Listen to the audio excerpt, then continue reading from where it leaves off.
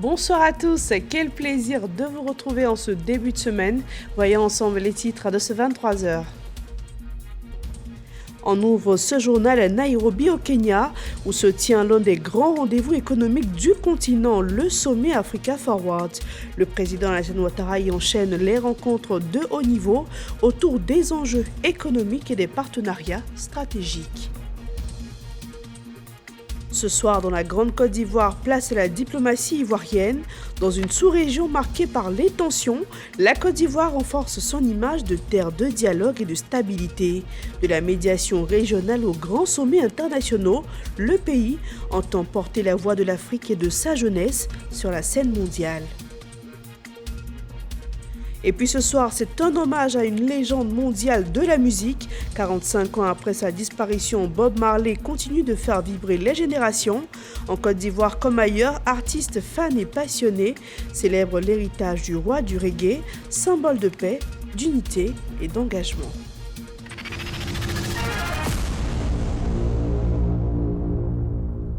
Soyez les bienvenus sur RTI 1.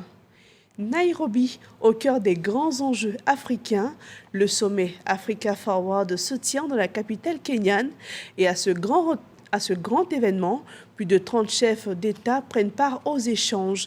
Parmi eux, le président de la République, Alassane Ouattara, et à son agenda, des rencontres de haut niveau avec la présidente du groupe Air France KLM, le président de la refondation de la République de Madagascar, ainsi que la directrice générale du FMI. Présent à Nairobi, capitale du Kenya, dans le cadre du sommet Africa Forwards, le président de la République Alassane Ouattara a accordé plusieurs audiences. Le chef de l'État s'est entretenu successivement avec la présidente du groupe Air France KLM, Florence Parly, le président de la refondation de la République de Madagascar, le colonel Michael Randrianirina, et la directrice générale du Fonds monétaire international, Kristalina Georgieva. Les échanges avec la présidente du groupe Air France KLM, Florence Parly, ont permis de faire un tour d'horizon des activités de cette compagnie aérienne en Côte d'Ivoire et d'aborder la coopération entre Air France et la compagnie nationale ivoirienne Air Côte d'Ivoire. L'entretien avec le président de la refondation de la République de Madagascar, le colonel Michael Randrianirina, a quant à lui été l'occasion pour les deux chefs d'État d'évoquer les perspectives de renforcement de la coopération entre la Côte d'Ivoire et Madagascar, ainsi que des sujets régionaux et internationaux, notamment les questions de paix, de sécurité et de développement du continent africain. La rencontre avec la directrice générale du Fonds monétaire international, Kristalina Georgieva, a pour sa part porté sur le satisfecit décerné par le Fonds monétaire international, le FMI, au programme économique et financier de la Côte d'Ivoire, soutenu par cette institution, ainsi que la résilience et les performances de l'économie ivoirienne, en dépit des chocs multiples. Et justement, derrière ces rencontres diplomatiques se dessine une ambition plus large, repenser les relations économiques entre l'Afrique et ses partenaires. Africa Forward veut ouvrir une nouvelle page de coopération. Décideurs politiques, investisseurs et acteurs économiques réfléchissent à un modèle plus ambitieux autour de l'entrepreneuriat, de la jeunesse et des investissements. Lancine Bakayoko. La compétition pour l'influence en Afrique s'intensifie, marquée par une lutte stratégique entre les grandes puissances, redéfinissant les alliances sur le continent. Avec ce sommet du Kenya, la France cherche à renouveler ses relations avec les pays africains via des partenariats plus équilibrés en misant sur l'investissement privé et des contrats concrets. Ce sommet d'envergure, fondé sur des partenariats mutuellement bénéfiques et un rapport d'égal à égal, est prioritairement orienté vers des sujets économiques tels que la réforme de l'architecture financière internationale, la transition énergétique, l'industrialisation verte, l'économie bleue, l'intelligence artificielle et les technologies numériques. Pour Paris, les enjeux sont colossaux. En 20 ans, la part de marché en Afrique est passée de 8 à 4%. En 15 ans, la Chine est devenue le premier partenaire commercial du continent avec des exportations autour de 225 milliards de dollars en 2025. Moins présente économiquement en Afrique, la Russie a intensifié sa coopération militaire, ses exportations de céréales et d'engrais. À Nairobi, les grands dirigeants d'entreprises africaines et françaises devraient rencontrer les petites et moyennes entreprises. Sur le continent africain, où le tissu économique s'appuie sur les dynamiques des entrepreneurs individuels, le soutien aux PME est essentiel pour répondre aux défis économiques de prospérité et d'inclusivité, notamment des jeunes et des femmes. Mais bien plus encore, Africa Forward illustre un rapprochement entre les espaces francophones et anglophones avec Nairobi comme carrefour stratégique. Cette présence ivoirienne sur les grandes scènes illustre aussi un autre levier de rayonnement, la diplomatie, une diplomatie active, influente et tournée vers l'avenir. On en parle ce soir dans votre rubrique La Grande Côte d'Ivoire.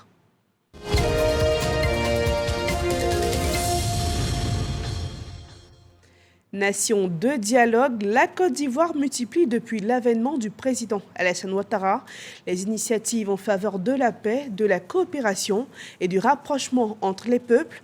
D'Abu Dhabi à Nairobi, la diplomatie ivoirienne porte la voix d'une Afrique tournée vers la stabilité et l'avenir de sa jeunesse. Alexis Ouedraogo nous en parle ce soir. La Grande Côte d'Ivoire. Ce n'est pas seulement des routes, des ponts ou encore une croissance économique. Dans un contexte mondial de tensions constantes où les bruits de bottes et les crises diplomatiques redessinent les frontières, la Côte d'Ivoire réaffirme sa vocation, terre de dialogue, modèle de stabilité. Nous continuerons à prôner le dialogue, l'entente et la diplomatie commerciale, à réaffirmer notre doctrine, une Côte d'Ivoire ami de tous et ennemi de personne.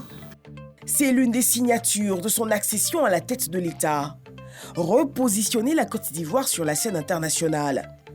Dès 2012, le pays se lance dans une offensive diplomatique sans précédent aux quatre coins du globe. Avec l'entrée de la Côte d'Ivoire comme membre non permanent au Conseil de sécurité, c'est une fierté pour les Ivoiriens. De Washington à Tokyo, en passant par Londres, Kiev ou Berlin, la voix de la Côte d'Ivoire est à nouveau audible et respectée. Depuis l'époque de Houphouët-Boigny, où nous avons fait de la paix, du dialogue, le fondement de notre diplomatie. Le président Alassane Ouattara a dirigé l'institution sous-régionale. Aujourd'hui, il dirige l'UEMOA, qui est la principale institution monétaire sous-régionale. Tout ça pour que la Côte d'Ivoire joue un rôle important de solidarité au sein de notre espace sous-régional. Une vision avec des retombées concrètes. La signature de plusieurs accords de coopération, des réalisations de projets phares comme l'échangeur du Carrefour Solibra financé par le Japon, l'obtention du programme MCC soutenu par les États-Unis d'Amérique pour la réalisation de projets d'envergure, le programme C2D tenu par le Trésor français. En parallèle de ces accords d'État à État, ces visites officielles servent de vitrine au secteur privé. Le climat des affaires stabilisé par la diplomatie de paix convainc de nombreuses multinationales à s'implanter durablement en Côte d'Ivoire. Un flux continu d'investissements directs étrangers qui non seulement crée des milliers d'emplois, mais positionne le pays comme hub incontournable en Afrique de l'Ouest. Je suis à Nairobi, au sommet Afrique-France. Le président de la République est présent à ce sommet. Si vous regardez le sommet Russie-Afrique, les sommets Turquie-Afrique, les sommets États-Unis-Afrique, les sommets Chine-Afrique, la Côte d'Ivoire a même accueilli le TICAD, qui est le forum du Japon, notre pays. Partout où on parle de paix, partout où on parle de développement économique, est présent, même si on a des partenaires privilégiés, même si on a des convictions démocratiques auxquelles nous sommes très attachés, on reste le pays de tous, ami de tous, ennemi de personne. Le pays renforce ses liens avec de nouveaux partenaires mondiaux, s'imposant comme interlocuteur de choix. En dépit d'un contexte régional particulièrement complexe, Abidjan reste ferme sur ses principes de dialogue pour maintenir la stabilité régionale, privilégiant systématiquement la négociation et le règlement pacifique. Vous voyez bien que la posture de la Côte d'Ivoire est toujours une posture de dialogue, une posture d'ouverture. Et en dépit des tensions qu'on peut avoir, on ouvre notre territoire pour accueillir nos frères de ces différents pays. Qu'il s'agisse de soutenir les États dans leur transition démocratique ou de plaider pour le multilatéralisme aux Nations Unies, la Côte d'Ivoire prône la paix. Une dynamique qu'auréole le titre de protecteur du prix Félix Houphouët-Boigny décerné au président Alassane Ouattara et sa distinction en septembre 2025 au Forum d'Abu Dhabi de lauréat du prix africain pour la promotion de la paix. Cette semaine, Alassane Ouattara est à Nairobi. La Côte d'Ivoire s'y fait porte-voix de l'Afrique pour une réforme de l'architecture financière mondiale, plaidant pour une mobilisation inédite de 120 milliards de dollars au profit du développement du continent. Avec ce plaidoyer, celui de la coproduction et de la création d'emplois pour les jeunes, piliers de la stabilité du continent. Car pour la grande Côte d'Ivoire, in fine, l'avenir et la prospérité ne peuvent être durables que si elles sont partagées dans la paix. Et au-delà du rayonnement diplomatique, un autre chantier reste essentiel pour renforcer l'image et la crédibilité des États, celui de la justice. Les acteurs du secteur judiciaire réunis à Yamoussoukro réfléchissent à la question de la détention préventive. Objectif affiché par la tutelle, mettre fin aux détentions injustifiées dans les établissements pénitentiaires. Léon Brou.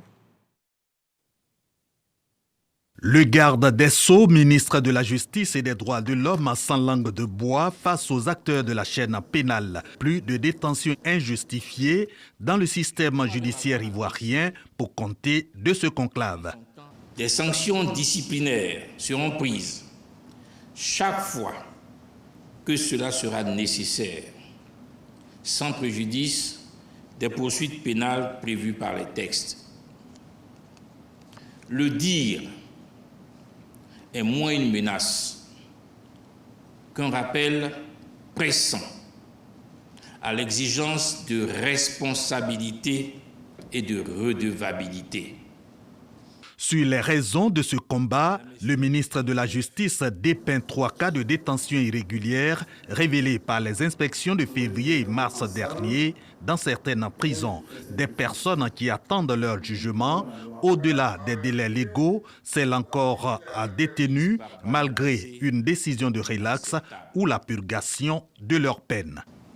Chaque cas de détention injustifiée n'est pas une simple anomalie administrative ou judiciaire. C'est une atteinte directe à la liberté individuelle, une mise en cause de la crédibilité de notre institution judiciaire et une responsabilité potentielle de l'État.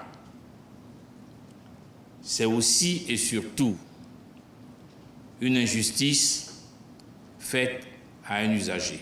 À l'origine de ces irrégularités, le garde des Sceaux indique les points de défaillance. Ce que ces anomalies constatées révèlent, c'est autant des divergences dans l'interprétation des textes que des difficultés à faire fonctionner correctement la chaîne judiciaire.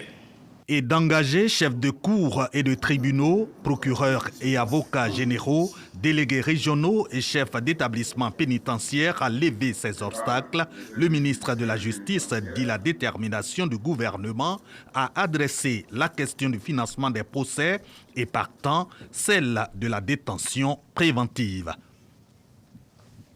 Justice, dialogue, stabilité, des valeurs qui se construisent aussi au plus près des communautés. À Zamaka, dans le département d'Abengourou, la cohésion passe par le retour à la tradition. Après plus de 10 ans de vacances du pouvoir, la tribu Ayoko Kwabré a désormais un nouveau chef. Nanan Kwaku Kwasi Nicolas a été intronisé en présence des autorités administratives et des cadres de la région. Régis Kofi et Gilles Tonia. Localité de Yakassé-Féassé, département d'Abengourou, place de l'indépendance du village de Zamaka. Purification de l'espace avant l'annonce du tam-tam parleur. Le chef de la tribu Ayoko Kwabré est connu. Nanan Kwaku Kwasi Nicolas et son épouse portés en triomphe, signe d'approbation du nouveau leader après plus de 10 ans d'attente. Celui qui a été choisi aujourd'hui pour assumer la direction de la grande famille de la tribu Ayoko Kwabré, c'est celui qui était en droit de le faire. De sorte qu'aujourd'hui, ce vide qui a été créé depuis des années est comblé. Une famille n'a pas vocation d'être divisée et séparée. Mais sans chef, c'est difficile. Avec un chef, je pense que c'est à nous, fils de la famille, cadres et autres, de l'épauler pour qu'il puisse rassembler tout le monde et faire en sorte que nous soyons un. Une cérémonie d'intronisation sous le regard des cadres, autorités administratives et plusieurs invités, au nombre desquels le directeur général de la RTI, représenté par le directeur des ressources humaines, en soutien au chef Nanan Kwaku Kwasi qui entend réunir les filles et fils des différents villages de l'Indénié du Hablin. Ça fait un moment que les membres de la famille sont dispersés. Ça fait près de 14 ans qu'il n'y a pas de chef. Moi, je reste les bras ouverts et je suis là pour accueillir tout le monde. Et je m'efforcerai à faire venir tout le monde, comme on dit, à le faire rentrer dans la bercaille. Dans l'Indénié du Hablin, les membres de la tribu Ayoko Kwabré se retrouvent dans 7 villages, dont Zamaka, Yakassé, Adaou et Sankadiokro. Et pour mieux répondre aux besoins des populations, les politiques publiques doivent aussi s'appuyer sur des données fiables. La Côte d'Ivoire vient de recevoir près de 180 millions de francs CFA en matériel dans le cadre de l'enquête mixte 2026, un appui de l'UNICEF destiné à renforcer la production de statistiques essentielles pour mieux suivre, évaluer et orienter les politiques de développement. Suivant le compte-rendu de Dangui Dangui. Santé, éducation, protection sociale, nutrition, eau, assainissement. Dans tous les secteurs sociaux, le gouvernement a besoin de produire des données statistiques de qualité, actualisées et fiables, essentielles à la préparation, à la mise en œuvre et au suivi et évaluation des politiques publiques. C'est ainsi qu'autorités et experts de la question justifient et saluent la réalisation de l'enquête par grappe à indicateurs multiples et des biomarqueurs dénommée Mix 2026 avec le soutien de l'UNICEF. Cette opération de collecte de données qui permettra non seulement d'inspirer les politiques publiques, mais également de les évaluer et d'évaluer les progrès réalisés dans le cadre du plan national de développement 2026-2030 pour lequel nous avons beaucoup d'espoir. Au regard de ces enjeux, dans le cadre de la phase de collecte des données sur le terrain à proprement parler, l'UNICEF a fait à la Côte d'Ivoire un don composé de matériel, notamment de matériel informatique, de visibilité, de tests de la qualité d'eau d'une valeur d'environ 180 millions de francs CFA. Mais encore faut-il que les populations cibles s'approprient cette enquête pour qu'elles produisent les résultats escomptés, d'où cet appel du ministre du Plan et du Développement. Cette enquête qui va se faire à l'échelle du territoire national est essentielle pour nous à l'effet d'avoir des données les plus actualisées possibles. Nos enquêteurs seront sur le terrain à demander aux populations ivoiriennes en fait de réserver un accueil chaleureux à tous nos enquêteurs et également de leur donner toutes les informations, de répondre franchement à toutes les questions qui leur seront posées parce que c'est cela qui permettra à l'État de Côte d'Ivoire d'élaborer des politiques publiques au cours de ces prochaines années à l'endroit des enfants, à l'endroit des familles, à l'endroit des ménages, à l'endroit des femmes pour que les conditions de vie en fait de ces cibles-là en fait puissent s'améliorer. La phase de collecte nationale débute à compter du 14 mai 2026. Les résultats de cette enquête dénommée Mix 2026 devraient être disponibles dès la fin de l'année 2026.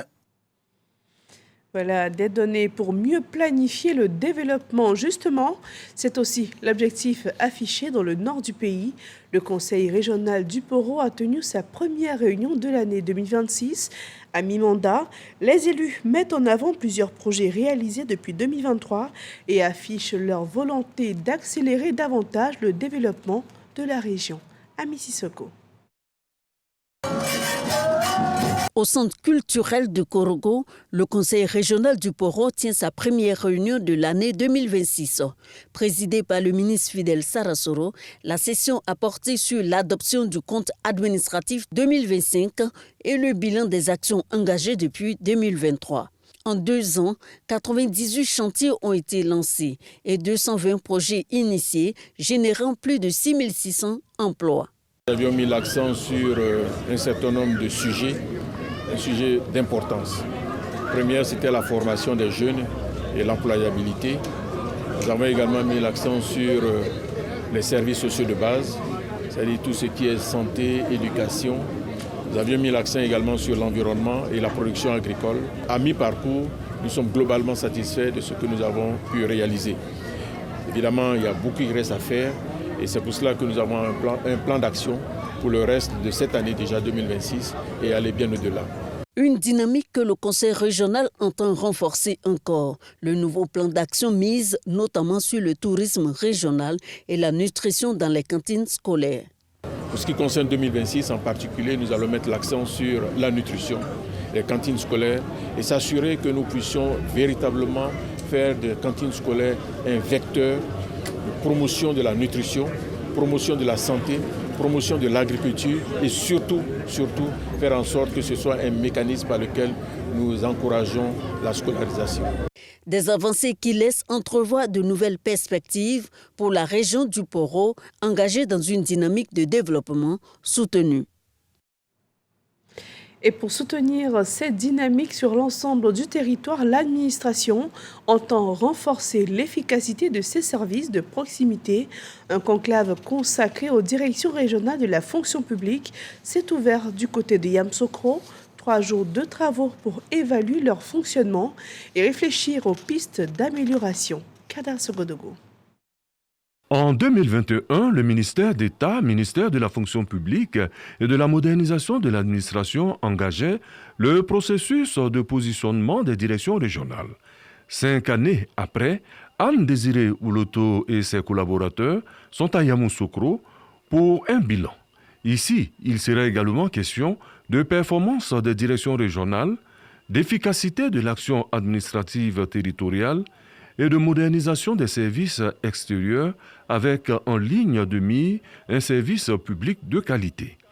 À vos côtés, Madame le ministre d'État, nous soutiendrons toutes vos orientations stratégiques visant à faire de nos directions régionales des leviers directs d'amélioration de la vie des usagers du service public. Les orientations de la ministre d'État, ministre de la fonction publique et de la modernisation de l'administration sont claires. N'ayez pas peur de proposer des réformes ambitieuses et susceptibles de favoriser le basculement vers une transformation plus impactante de nos méthodes et actions. J'attends de vous enfin transparence et redevabilité. Ces 2 derniers principes doivent être au cœur de votre management. Un rapport général avec des recommandations précises viendra mettre fin à ce conclave qui va durer 3 jours. Après les questions d'administration et de gouvernance, direction la Terre Sainte, où des milliers d'Ivoiriens vivent un moment de foi. Après plusieurs jours passés à Médine, les premiers pèlerins ivoiriens du contingent étatique prennent désormais la route de la Mecque pour accomplir la Umrah, le petit pèlerinage. Une étape importante du Hajj qu'on vous invite à suivre avec nos envoyés spéciaux, Afisiata Karamoko Dosso et Zakaria Traoré. Les premiers pèlerins ivoiriens en route pour la Mecque. Après 3 jours passés à Médine, l'heure est à la préparation de la Umrah. Les invités d'Allah se mettent en condition pour effectuer ce rite, aussi appelé le petit pèlerinage. Mais avant, une étape cruciale s'impose, la sacralisation. Ce rituel consiste à effectuer 2 unités de prière, à formuler l'intention de la Umrah à travers une formule bien connue des fidèles et ensuite à réciter la Talbiya, une invocation en réponse à l'appel d'Allah. Sur le chemin les conduisant en terre mécoise, conseils et exhortations ont meublé le trajet du contingent étatique. Les hôtes d'Allah expriment leur joie. Donc nous sommes vraiment très contents, c'est une grâce que Dieu nous a fait, ce n'est pas permis à tout le monde.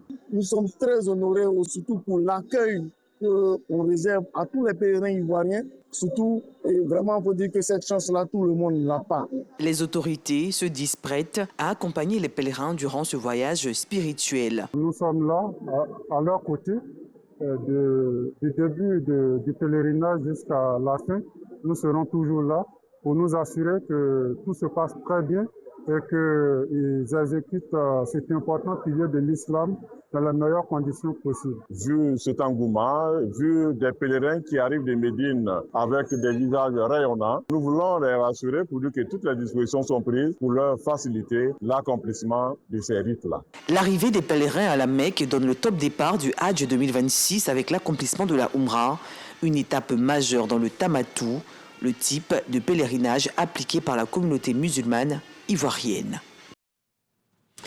Place à une autre forme de spiritualité et d'universalité, celle portée par la musique. 11 mai 1981, 11 mai 2026, 45 ans après sa disparition, Bob Marley continue de faire vibrer les générations.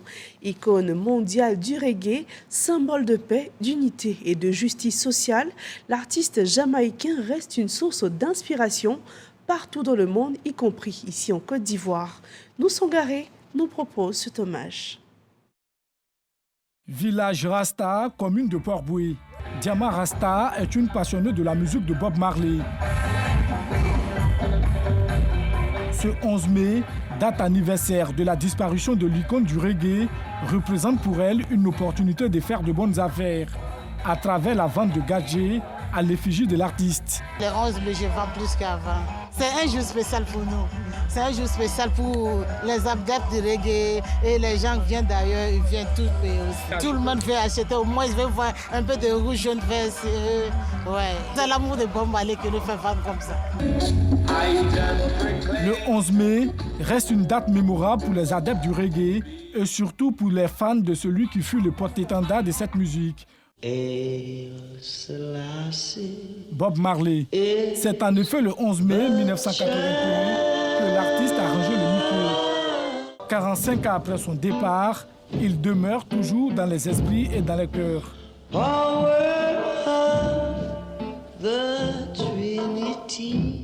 La chanson que j'aimais, c'est No Man No Cry. Moi, je l'interprète à ma manière. Lui aussi l'a interprété. Ouais, moi, par exemple, je dis pas de femme, pas de pleurs. C'est la femme qui fait le monde. On chantait l'harmonie, on donnait des messages, des conseils. À travers ces chansons, on voit que Jean il défend l'Afrique, quoi. Voilà, donc c'est ce qui fait que moi, voilà, sa gamme me plaît bien. Son œuvre continue d'inspirer une nouvelle génération d'artistes qui perpétuent son message à travers le reggae. Bob Marley, si tu veux, c'est l'inspiration principale. Quoique au début, moi, c'est pas ce qui m'a attiré dans le reggae. Au début, c'est pas Bob Marley, mais à la longue, quand je le découvre, c'est clair qu'il redirige le projet. Je l'écoute beaucoup. Je m'inspire souvent de ses paroles et j'essaie de faire comme lui et par la grâce de Dieu, ça marche. Quand j'écoute Bob Marley, je sais que c'est le prophète Jérémie. C'est Jalib, Chidwen, yeah, Jalib, Chidwen, yeah. Les studios Tough Gang font partie des plus grands héritages musicaux laissés par Bob Marley. Cette mythique maison de production a accueilli une multitude d'artistes prestigieux dont Takana Zion, Tikenja Fakoli ou encore Alpha Blondy. Promoteur culturel, José Touré connaît bien cette maison de production pour y avoir travaillé. C'est un studio qui est béni parce que à chaque fois qu'un artiste reggae cherche à avoir une dimension internationale, se rend à Kingston, Jamaïca, et puis toujours sollicité à travailler au studio de Tough Gang. Je me rappelle bien que l'album où moi-même j'étais sur place avec Alpha, c'était Isaac Rabin.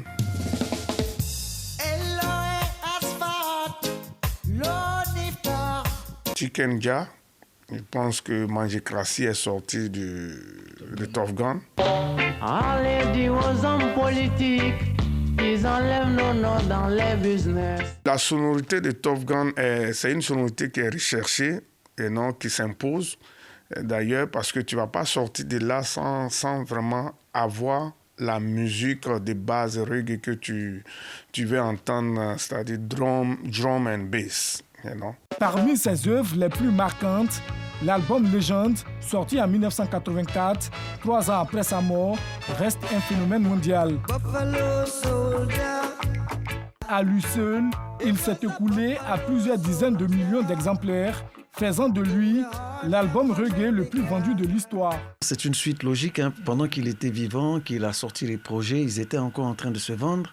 Et après son départ, vu que les œuvres ont vécu dans le temps, mais c'est normal qu'il vende plus que de son vivant. Né en Jamaïque le 6 février 1945, Bob Marley quitte la campagne à l'adolescence pour rejoindre Kingston et ses ghettos. Il fonde en 1963 le groupe vocal The Wailers et enregistre ses premiers titres. Le 11 mai 1981, Bob Marley s'est éteint à Miami des suites d'un cancer. Mais son héritage, lui, reste éternel. Et puis en sport à l'international, c'est une première pour le Mali. Dans le football français, l'international malien Mamadou Sangaré a remporté le prix Marc-Vivien Foé 2026. Le milieu de terrain du RC Lens devient ainsi le premier joueur malien à décrocher cette distinction, succédant au Marocain Achraf Hakimi. À seulement 23 ans, Mamadou Sangaré a brillé pour sa première saison en Ligue 1, contribuant notamment à la qualification de Lens pour la Ligue des Champions. Et c'est la fin de ce 23h. Merci de votre fidélité. En ce 11 mai, je vous laisse avec cette pensée de Bob Marley. La paix, l'amour et l'unité restent les plus grandes richesses des peuples. Que ces mots nous accompagnent ce soir. Et moi, je vous retrouve demain, Dieu le voulant, même heure et même chaîne. Très belle nuit à tous.